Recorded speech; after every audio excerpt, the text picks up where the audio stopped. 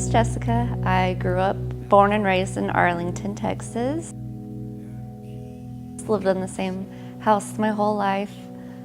Grew up in a conservative Christian home. So I was homeschooled for a little while and then eventually went to Grace Prep. Started off as like a homeschool kind of thing. And then after I graduated in 2010, I eventually got a job at a vet clinic.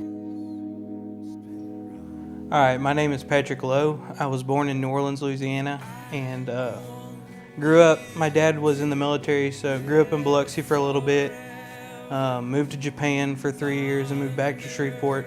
Moved away for college, decided I want to be a civil engineer for a living, and I loved construction. My overall goal was to be an owner of a civil engineering firm, and lo and behold, that didn't happen. I went through the interview process in college and decided the career for me was the oil field.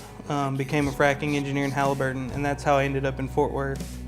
First time I saw Patrick was June 16th, I remember the date, 2013 at church. I didn't really have a thought, honestly. We met for 2 seconds the first time. The thought I really had was the second time we met, which was a week later.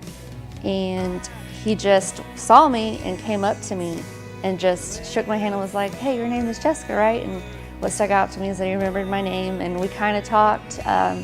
He invited me to sit with him during church, but I said no. I declined, which I should have said yes, but I declined. And then throughout the whole summer, like, we were really good friends. We hung out a lot. I remember telling my best friend Catherine, I was like, "I really like Patrick, and I could see myself dating him, just not right now." Like, I think when I met him, I knew we would eventually date. I just didn't know when. The first time I asked her out, we had been texting a lot. You know, we see each other at church, and I think she actually asked me to go to dinner with her and 2 of her friends, you know, a married couple. And I actually had something to do, so I felt really bad because she wanted to hang out, and I really wanted to hang out, but I already had plans. So I felt bad about, you know, canceling plans with my friends since it had been set up, and, you know, they'd cooked dinner already.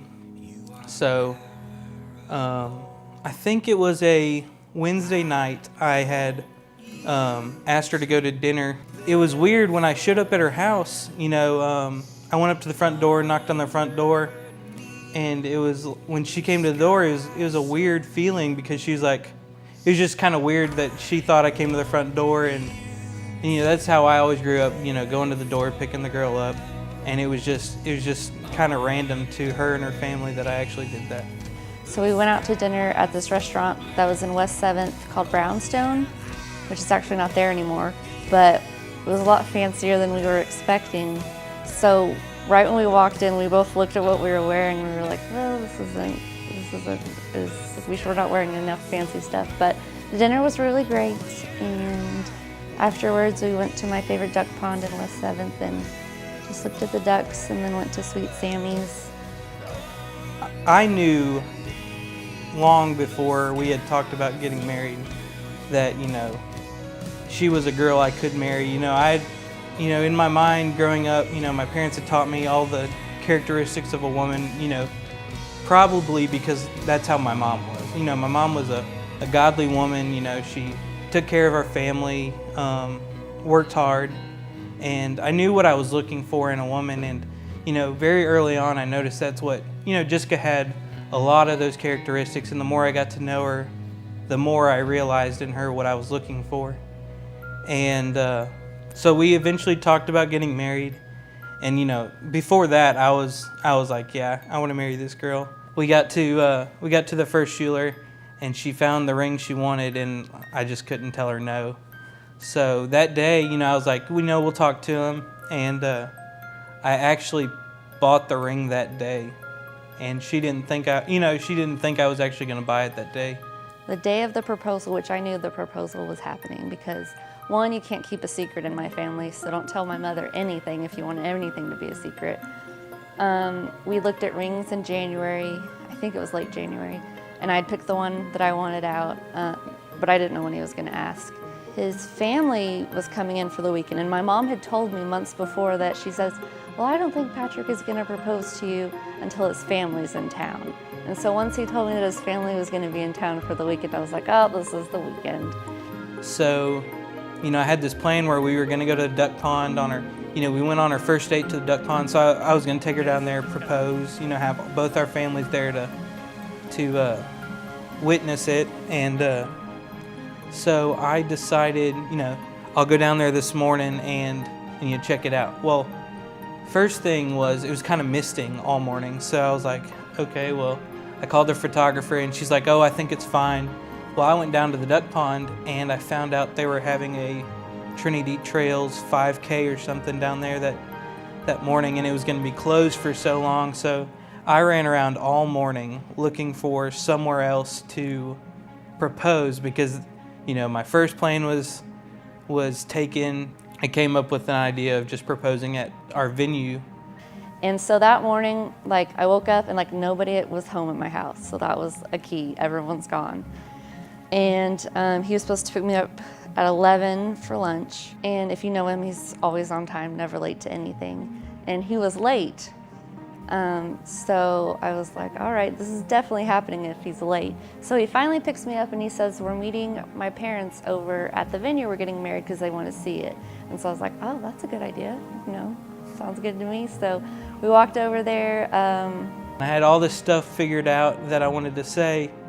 And lo and behold, my parents were there, and you know, I was ready to say all this stuff, and it just came out as, you know how much I love you.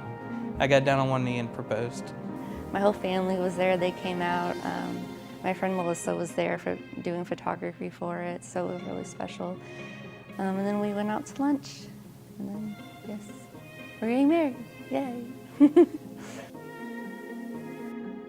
To my future self, just remember how excited you were to get married and how lucky you are to have Patrick, because I'm very blessed to actually have met him, because there's not another guy out there like him, and I'm very lucky that he chose me. Don't forget how you used to open the car door for her. Spend time with her. I know work's busy. Just make her know she's special to you. Thank you for putting up with me because I'm crazy. I'm a crazy person. I know I've been crazy about the wedding, and thank you for putting up with that too, and for my meltdowns. I just want to say that I'm very lucky that we've been through a lot of stuff together emotionally and with the craziness in the beginning of our relationship, and I think that was our foundation for why we're so strong. And I'm very lucky that you stuck around with me, and thank you for not ever leaving my side, and I vow to never leave your side either, and I love you. Jessica, I love you so much. You're the most amazing girl I've ever met. I can't wait to marry you and be with you for the rest of my life. You make me stronger. I know I'm not the most passionate person in the world, but you really do help me with that. And I love you very much.